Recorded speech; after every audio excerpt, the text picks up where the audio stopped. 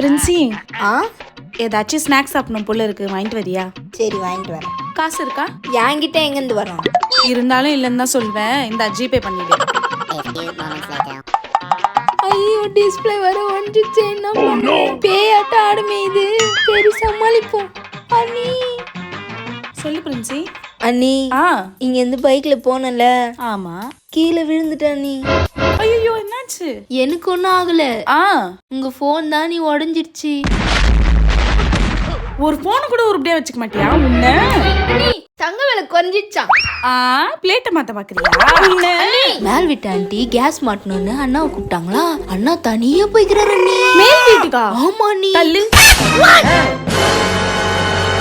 அப்பாடா, எப்படியே மைண்ட் மாத்திட்டேன்பா. உன்னை வந்து கவனிச்சுக்கிறேன். இந்த பிரபஞ்சத்துல உங்க மத்தியில இந்த உசுரை காப்பாத்துறது ரொம்ப சிரமம்.